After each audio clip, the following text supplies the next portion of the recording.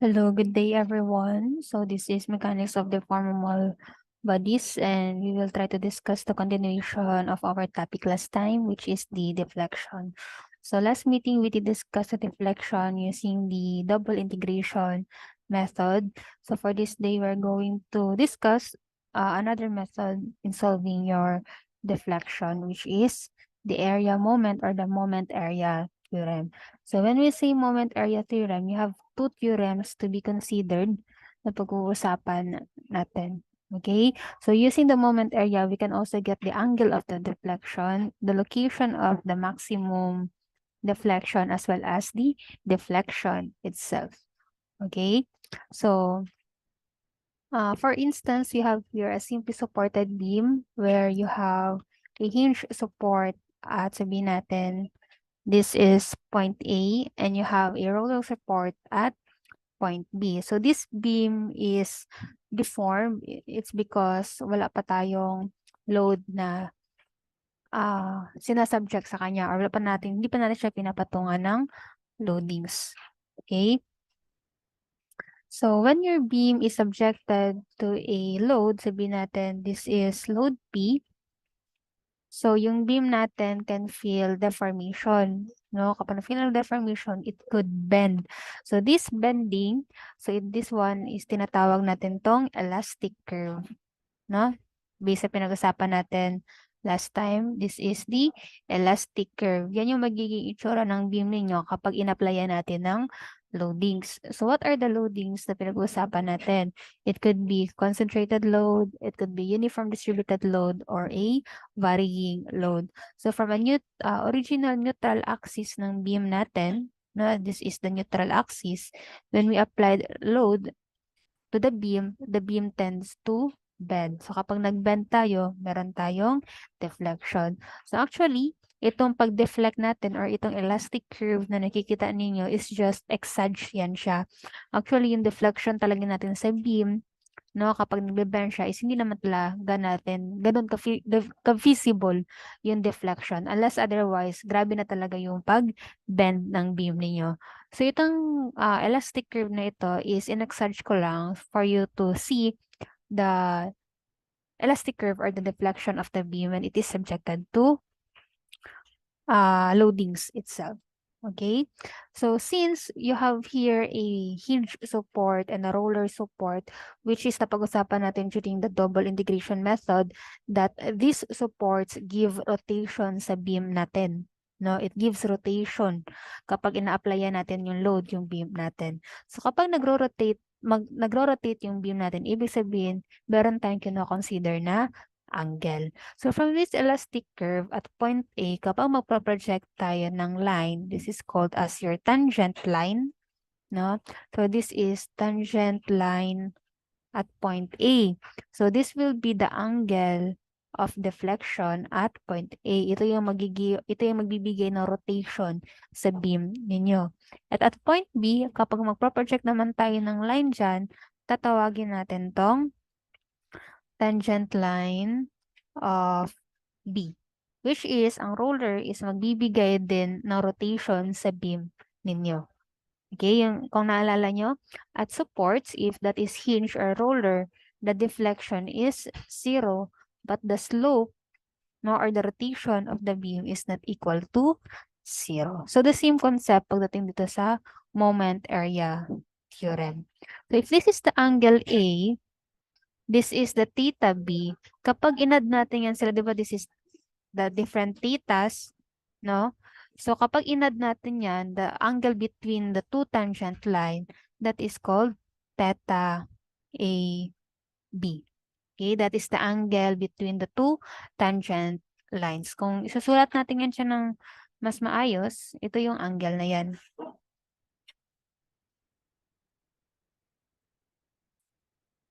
This is the angle AB. That is from angle A and angle B at point A and point B. So, doon pumapasok yung ating theorem number 1.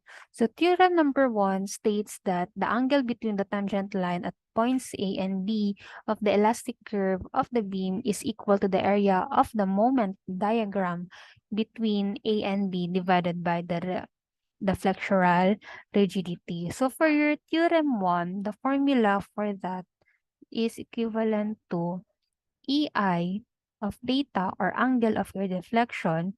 Sabihin natin that is from A to B is equal to the area of the moment diagram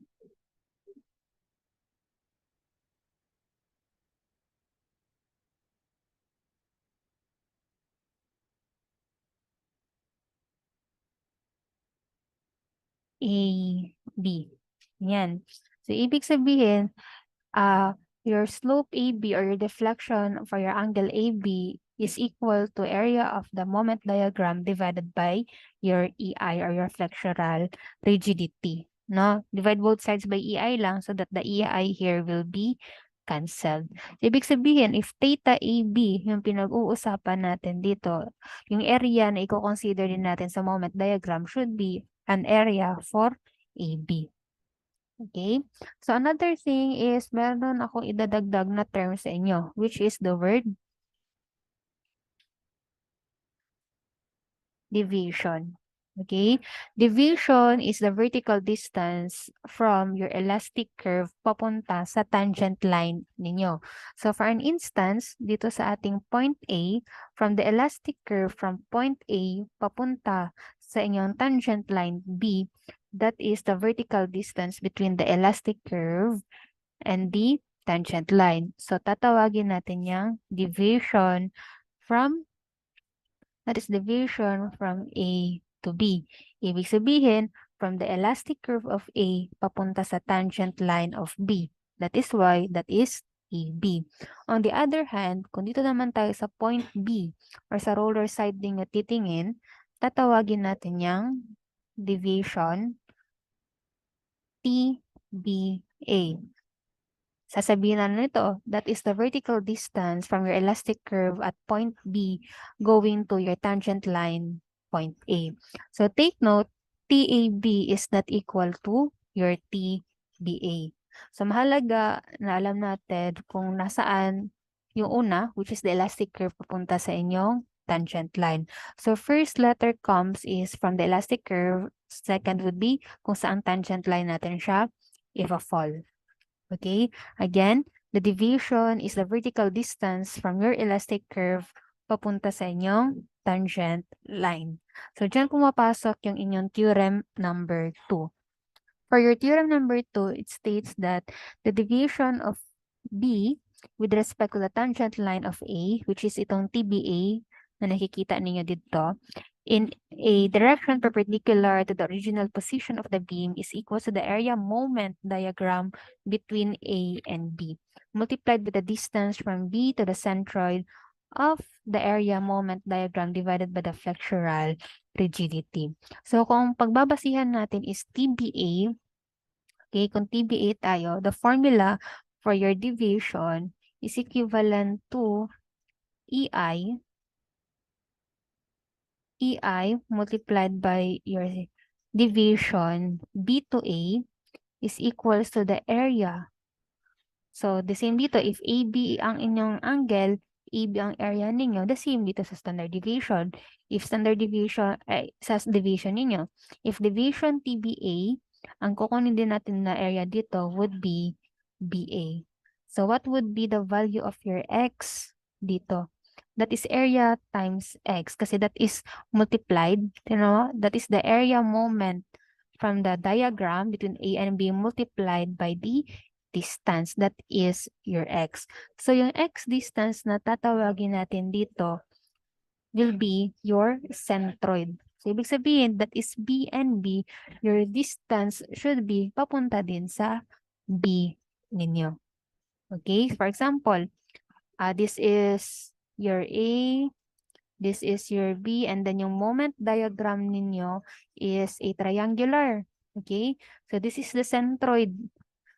This is 1/3, and this is 2/3. So, kung standard deviation yung kukunin natin, yung X yung pinag-uusapan natin dito, ano yung magiging distance ng X natin dito? So, kung TBA tayo, that is ABA XB. So, dapat ang ating distance is 1/3 of your L kasi papunta tayo sa point B. So, what if naman ang standard deviation natin is EI TAB? Okay? So, if that is TAB, therefore, your area from your moment diagram is also area AB. So, what would be your distance or your centroid or your moment arm? That should be X times A, which is yung lahat ng centroid natin is papunta sa point A ninyo. So, if that is the case, what is your XA? Kung dito tayo sa moment diagram natin pagbabasihan, that is 2/3 of the length. So, ibig sabihin, nakadepende kung anong deviation yung kukunin natin para malaman natin yung magiging centroid or yung magiging moment arm ninyo to multiply sa inyong area moment diagram. Okay? So, to better understand that one, let us try to have an example for this. So, kung nalilito kayo na hindi nyo kayang magdiretso sa sa moment diagram, you can undergo sa shear diagram before nyo makuha yung moment diagram. Pero dito, madali na lang man din, no? Kasi alam naman natin yung mga degrees ng mga loadings natin. So, for instance, again, you have a simply supported beam, which is, you have a load of 24 kilonewton. This is 24 kilonewton. The distance is 2.5. Distance from the hinge, this is 3.5. Let us say this is point A, point B, point C, and you have point D here.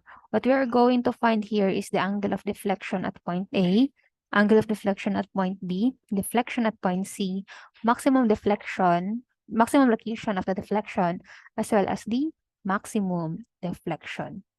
Okay? So, first na gagawin natin, take note natin yung mga formula.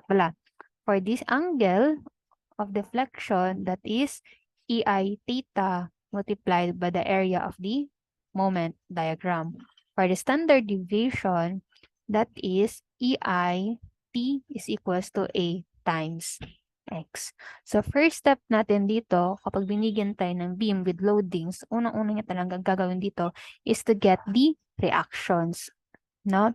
So, practice getting the reaction kasi kung mali na kayo agad sa reaction, mali na agad yung solvings ninyo.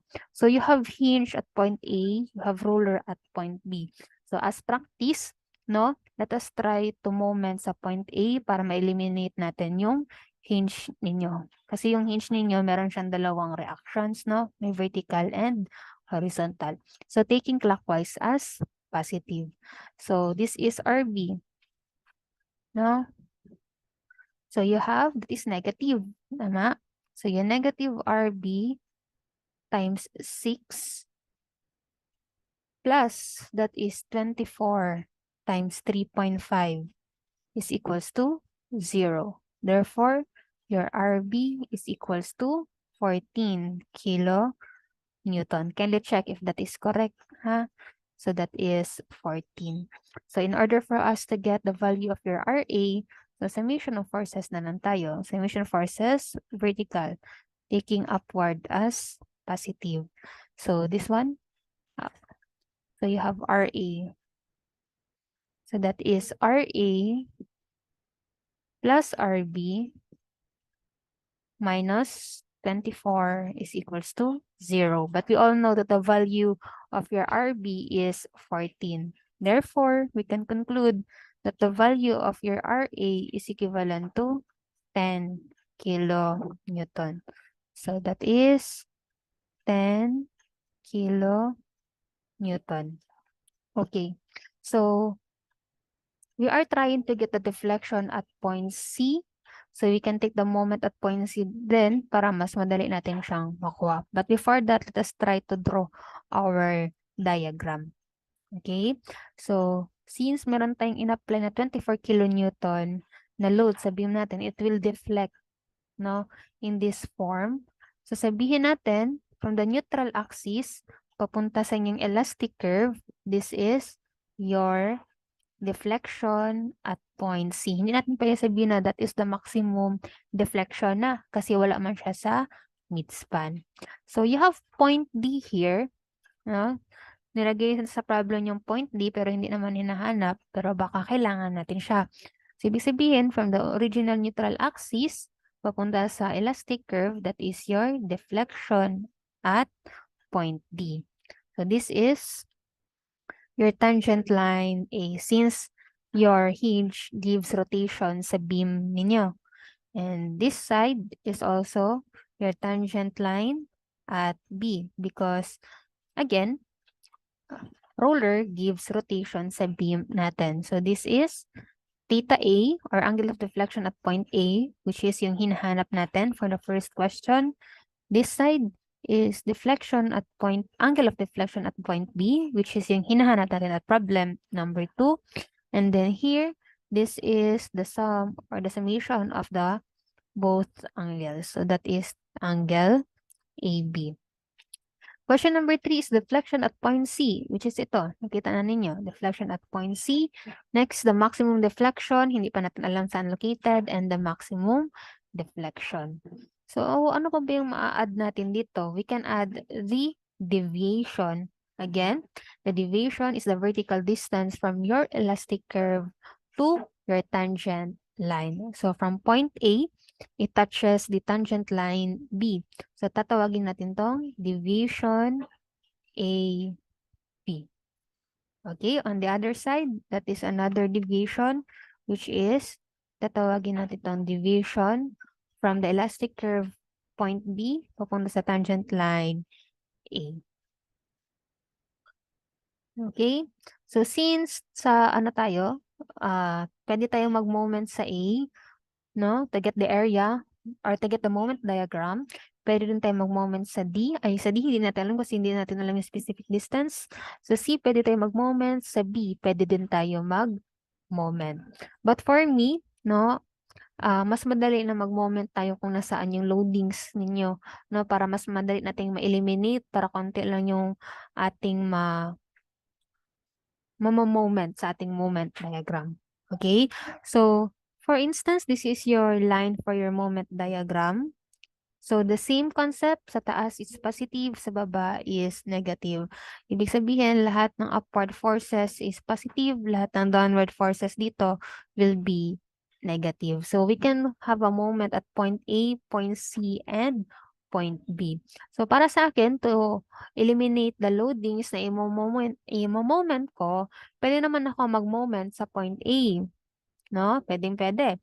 So, kung point A tayo mag-moment, ang magiging itsura ng ating diagram will be, that is 14 times 6. No? Ganyan yan, yung magiging itsura niyan. First degree na agad kapag moment kasi this is wala. Pag shear, that is uniform load which is 0 degree. And then kapag moment na, nagiging first degree na tayo. No? Easy na lang yan for the degrees natin. So, this is 14 times 6. And then, dito, meron pa tayong 24. So, that is 24. Since that is downward force, so you have 24 times 3.5. Ilan ba yan? So, dapat mag-equal yan. Ha? Dapat mag-equal pa rin yan. Dapat ma-zero pa rin natin yan. So, that is 14 times 6. That is 84. So, this is equivalent to positive 84. So you have 24. That is 24 times 3.5. So that is negative 84. So ibig sabihin, even if kahit saan tayo mag-moment, no, dapat yung ating moment values should always equal to 0 from positive side to negative side. So that is 84 plus negative 84, that is 0. Okay, I think that is correct. Another one. Another proof natin. Erase ko. Pero, my point lang is, pwede tayo mag-moment anywhere na gusto natin to get the values. As long as meron tayong moment arm na ating gagamitin. Na-erase yung, ano to? RB. Okay. So, what if sabi naman tayo mag-moment, which is pwede. no? So you have upward force of 10. So this is 10 times 6. So this is 60. So from this point, point C, that is 24 times 2.5. Ilan ba yung 24 times 2.5? 24 times 2.5, that is also 60. But then again, that is negative 60 because the concentrated load is going downward. So that is negative 60. So it makes 0 pa rin yung diagram ninyo. Okay? So pwede kayo kahit saan kayo mag-moment. Another one is pwede naman tayong mag-moment at point C. Kapag nag-moment tayo sa point C, ibig sabihin 0 na agad yung ating concentrated load sa point C kasi wala siyang moment arm because that is parallel to the line of action natin. So, ano lang ipapatakbo natin? That is just your reaction at A at reaction at B. So, sabihin natin, summation of moment at point C is equals to 0, taking clockwise as positive. So, you have RA times 3.5. And we know that your RA is equivalent to 10. So, 10 times 3.5, that is 35. So, meron tayong 35 dito. So, first degree pa rin siya. Kasi concentrated load lang man to. No? Kung sa shear, that is 0. So, moment, that is first degree. So, ang RB naman natin, that is upward force pa rin. So, that is positive. So, RB times 2.5. So, RB natin is 14. 14 times 2.5, I believe that is also 35. Okay? So, this will be the diagram itself natin. So, from positive 35, increasing 35 and 35 decreasing. So, that is equals to 0 pa rin. Okay? So, first question is let us try to find the angle of deflection at point A. So, point A tayo.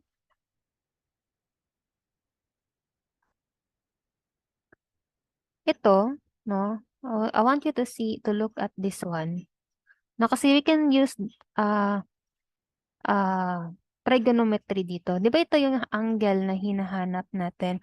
We can make that into a bigger triangle. Kung ito, nakikita nyo, this triangle, this is considered as a right triangle. Okay? So, kung gagamitin natin yung SOHCAHTOA ninyo, ano kayo yung magagamit natin? Tama ba na that is a tangent? No? That is tangent. That is tangent. Wait lang. Naglalag na yung ating ano.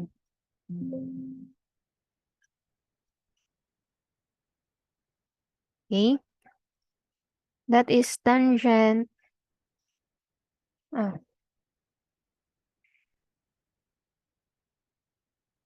Okay, that is tangent.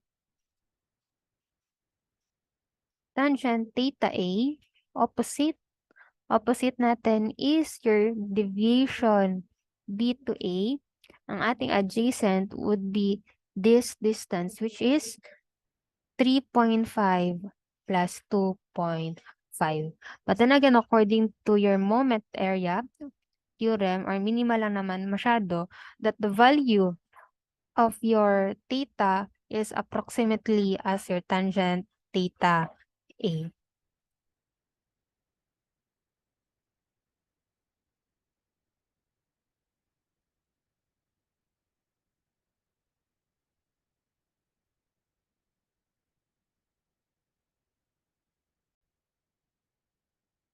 Okay, so what is asked is the value for your deflection angle A.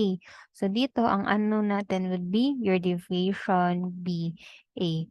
So, paano natin makukuha yung deviation BA natin nyo? Let us try to use this formula where you have your EI of deviation B to A is equals to the area from B to A multiplied by the moment arm. So, since B yung una natin, that is from B. And take note, the area na pag-uusapan natin dito is the area from your moment diagram. So, solve natin. You have EI of TBA is equals to itong diagram yung titingnan natin. Erase ko tong ano. Erase natin to. Hindi siya ma-erase. Sige na lang.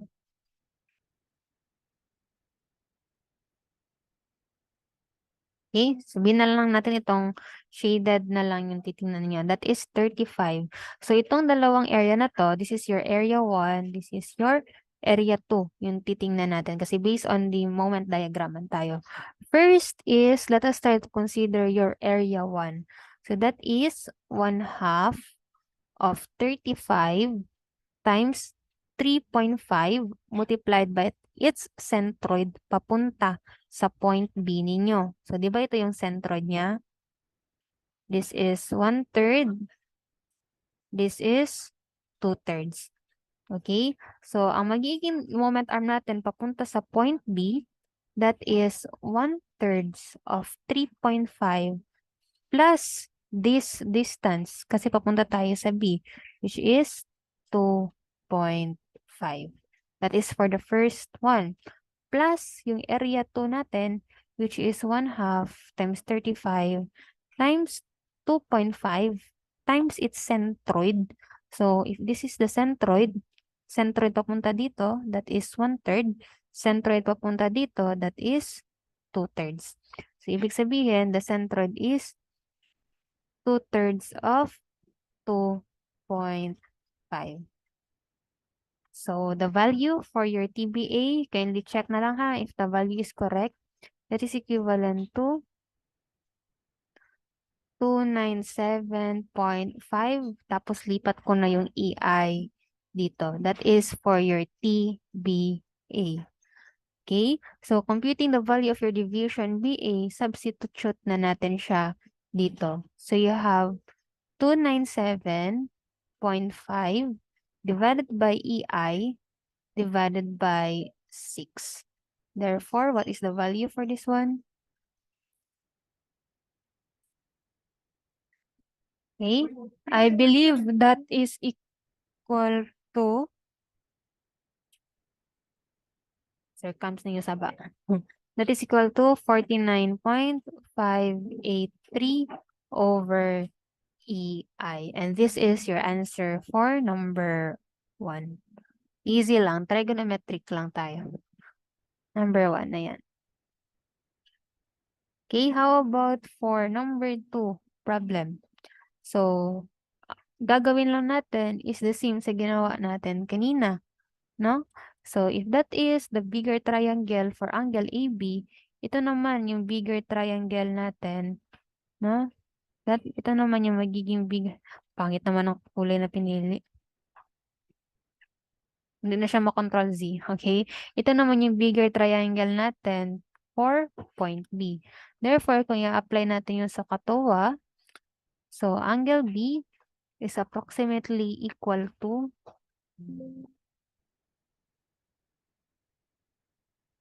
approximately equal to tangent theta B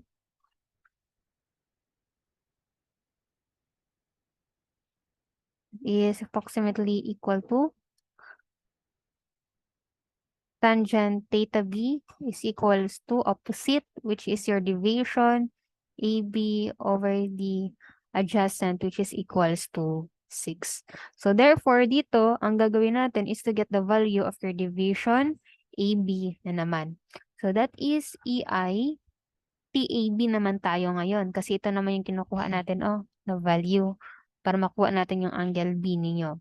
So that is equals to the area AB times the distance moment arm ninyo is papunta sa point A na naman. So, ibig sabihin, this is the same equation. Ang magbabago lang is the centroids, no?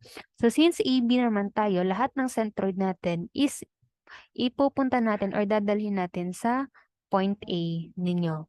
So, area 1 muna tayo. That is 1/2 times 35 times 3.5 times the moment arm, which is 2/3 of 3.5. Plus, area 2 naman tayo, which is 1/2 of 35 times 2.5 times the centroid, which is 1/3 of 2.5 plus this distance para mapunta natin siya sa point A, which is 3.5. Ibig sabihin, the value for your TAB is how much?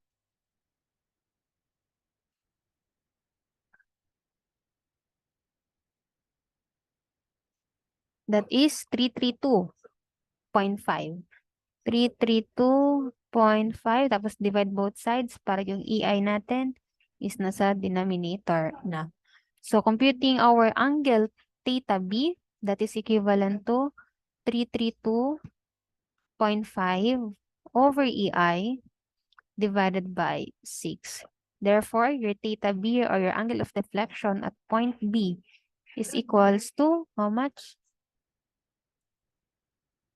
That is 55.417. 55.417 and that is equal EI. So therefore, this is your answer for number 2.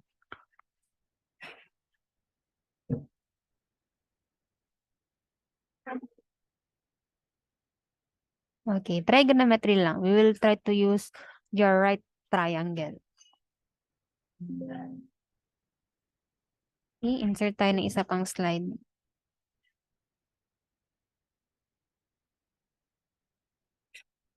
Okay, question number 3 is let us try to solve for the deflection at point C.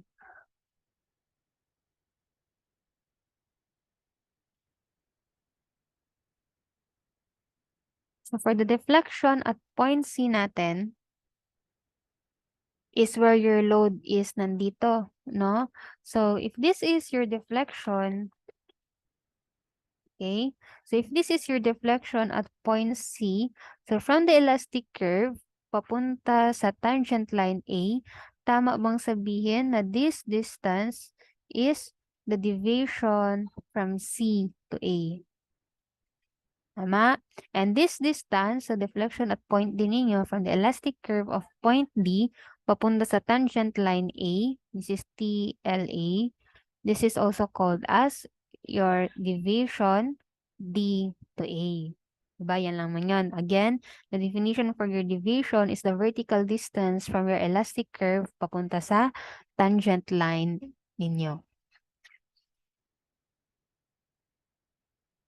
So, ibig sabihin, no, dito na lang muna tayo. Kunin natin yung angle AB natin.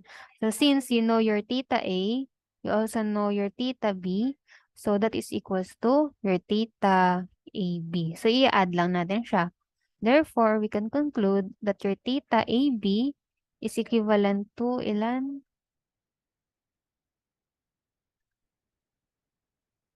That is 105 EI. Highlight ko na lang din para ma-emphasize mamaya.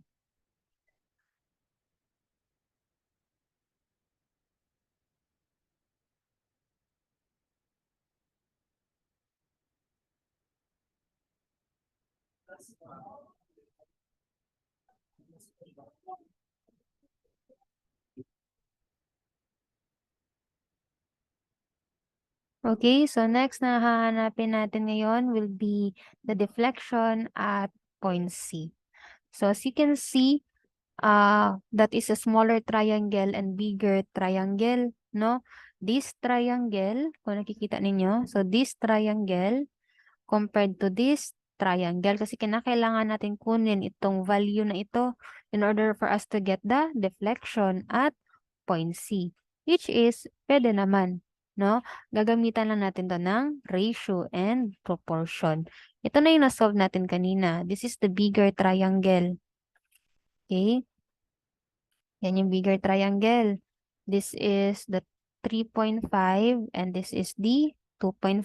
Ito yung point C ninyo. This is your division BA and this is your angle of A. So sabi natin, if this is your elastic curve, yung kanina, nandito yung deflection at point C ninyo. At from the elastic curve, papunta sa tangent line ninyo. Di ba tangent line A man to? That is your mali yung sulat.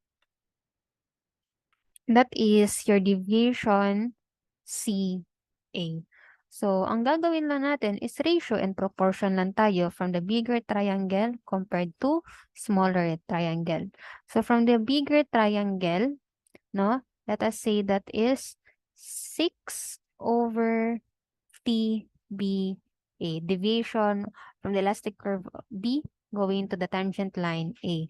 So, sa smaller triangle natin, as you can see, 3.5 yung distance. Okay? At ang ating denominator will be the total, this total length, which is the deflection at point C plus your deviation from the elastic curve C papunta sa tangent line of A. Yan yung ating nagiging equation. So let us just say,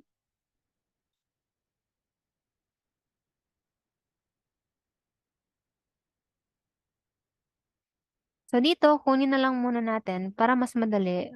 TBA is given. Ilan ba yung TBA natin kanina? Balik natin. TBA natin. TBA, that is 297.5 over EI. So sabihin natin, crush out natin to. This is 297.5 over EI. So ibig sabihin, dalawa yung ano natin, which is deflection at C at your standard deviation C to A. But take note, pwede natin makuha yung standard deviation natin dito, no, from C to A. So, ang gagawin lang natin is, kukunin natin yung standard, yung deviation na nyo C to A. So, that is EI, TCA is equals to CA, times yung ating moment arm, which is papunta sa C. So, balik tayo dito sa ating diagram kanina. Okay? Which is, paano ba to? Which is, kukunin natin yung magiging area ninyo dito sa C.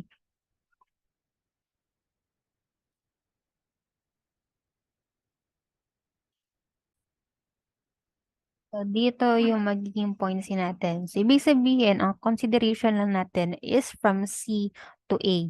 So, ibig sabihin, area 1 lang. Kasi C to A lang man. So, from point C and point A. Ibig sabihin, i-eliminate natin yung area natin for area 2. Okay? So, kung kukunin natin yung area nito, for your AC, that is equivalent to 1/2 of 35 times 3.5 times yung moment arm natin, which is papunta dapat sa point C. Saan ba yung point C ninyo? This one, papunta dito. So that is 1/3 of 3.5. Yan yung sa AC ninyo. Okay? So sulat ko ulit dito. That is 1/2 of 35 times 3.5 times 1/3 of 3.5. So that is for your TCA. Therefore, the value of your TCA or your deviation from the elastic curve C papunta sa tangent line A is equivalent to 71.458.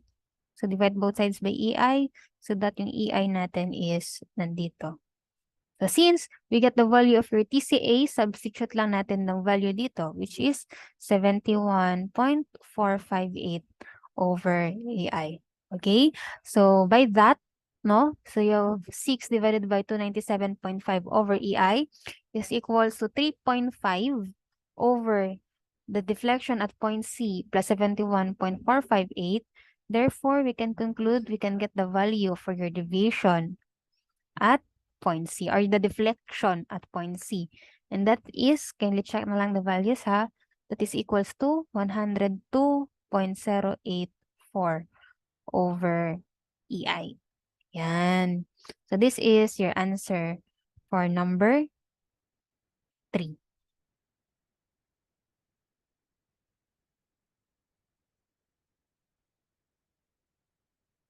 Okay? So question number 4 is the location for your maximum deflection. Saan ba natin nakikita yung maximum deflection ninyo? No? So since that is that is a simply supported beam, so therefore we can say na hindi natin alam kung nasaan. Pwede natin sabihin sa midspan kung nasa midspan yung loadings ninyo.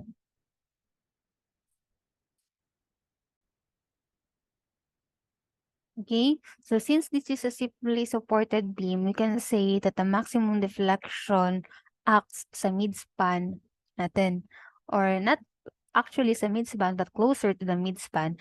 So let us just say no, that distance or your maximum deflection is makikita natin doon sa point D ninyo, which is ang distance niya from point A is X. Kasi hindi man natin alam kung nasaan yung deflection or maximum deflection talaga natin. Okay? So let us say that is a distance x. So kung i-refer natin siya sa ating moment diagram, this is also equivalent to x. Tama ba? And this is equivalent to your y. So kung i-moment natin, sabi natin yung moment ninyo sa A, that is equivalent to 10. So kung i-moment natin siya at a specific distance, which is x distance, what is the value of your y? Tama ba na that is equivalent to how much ba?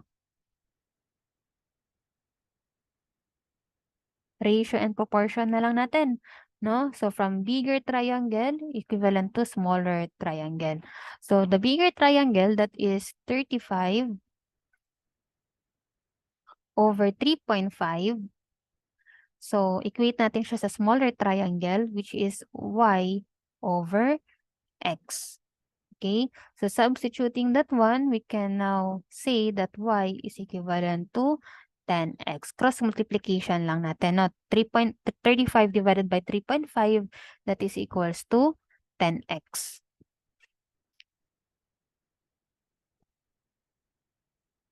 Okay, so kung that is 10x, kung babalik tayo dito sa ating diagram earlier, which is hindi na klaro, no? So if that is 10x daw, sige dito tayo. Yan. Dito na lang tayo sa diagram natin kanina. Diba ito yung diagram natin kanina? So, kanina nakuha na natin yung value na inyong decide. Diba nakuha na natin yung this side natin. So, dito, if this is point D, tama ba na from the neutral axis papunta sa elastic curve natin, that is your deflection at point D. And from your elastic curve, papunta sa inyong tangent line A, that is your deviation DA. TDA ninyo. So, kung kukunin natin ito,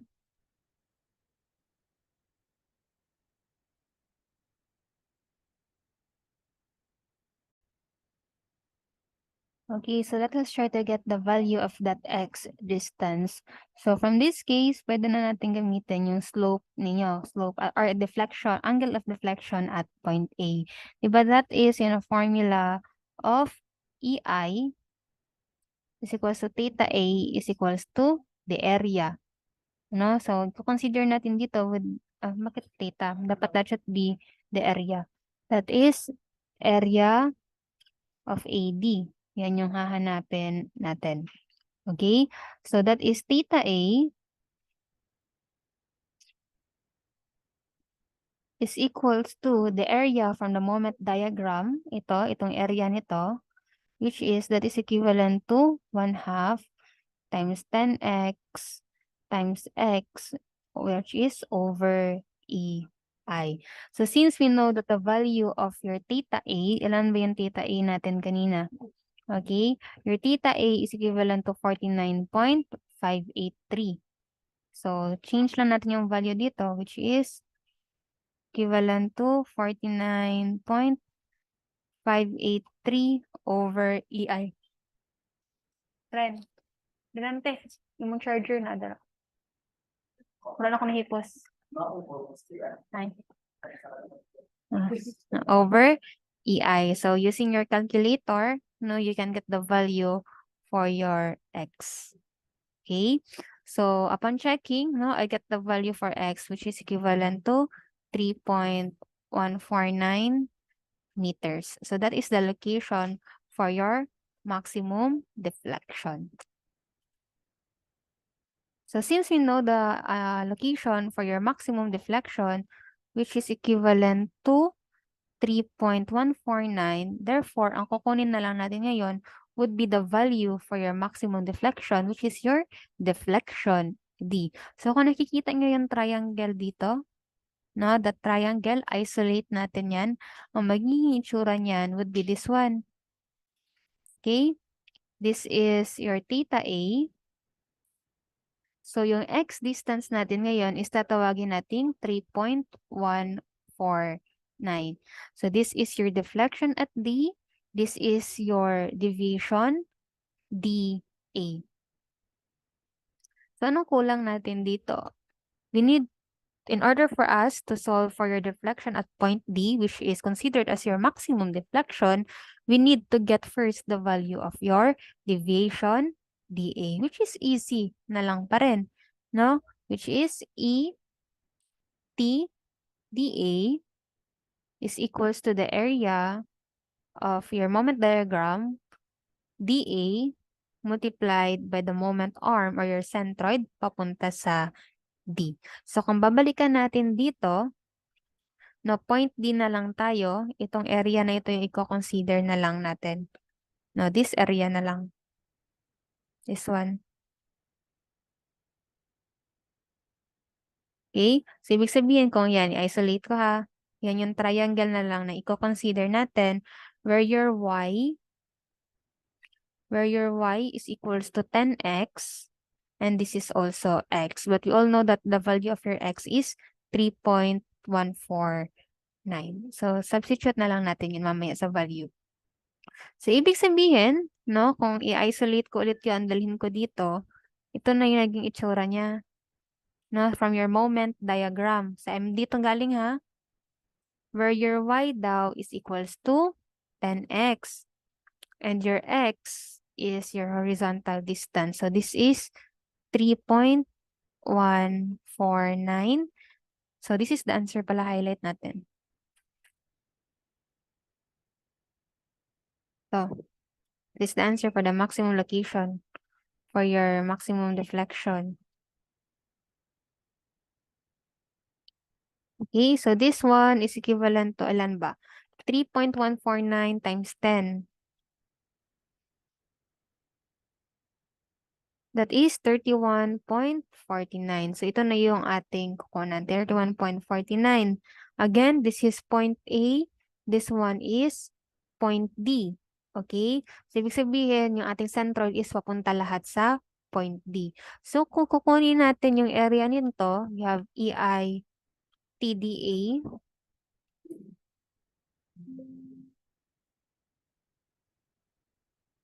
Okay, that is area TDA. Ang magiging area natin ngayon dito will be 1/2 of 31.49 times 3.149 times its centroid papunta sa D, which is 1/3 of 3.149. So, ilan yan? So, your TDA is equivalent to, that is 52.044 over EI. So, that is your TDA. So, kung titingnan natin ulit, itong in-isolate ko kanina from this, no? Ito, kung gagawin natin siya, kung isa-solve natin to, pwede na lang tayong mag-tangent, no? Pwede ba?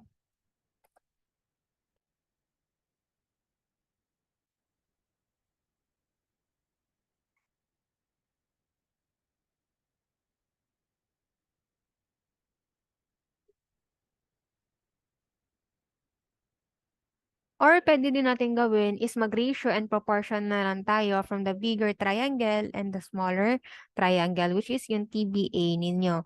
So, ang lalabas dito, that is equivalent to 6 over your TBA is equals to 3.149 over your maximum deflection, which is at point D, plus your TDA, which is your which is your deviation from the elastic curve point D to tangent line A.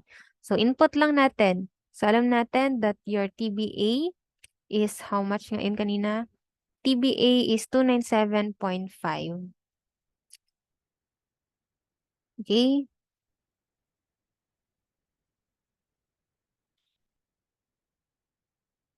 Sulat na natin. So this is 297.5 over EI. And then upon solving, we get the value of your TDA, which is 52.044. Okay? So by the use of your calculator, kindly get the value of your deflection at D or your maximum deflection. Upon solving, I get the value of 104.094 over EI, and that is your maximum deflection.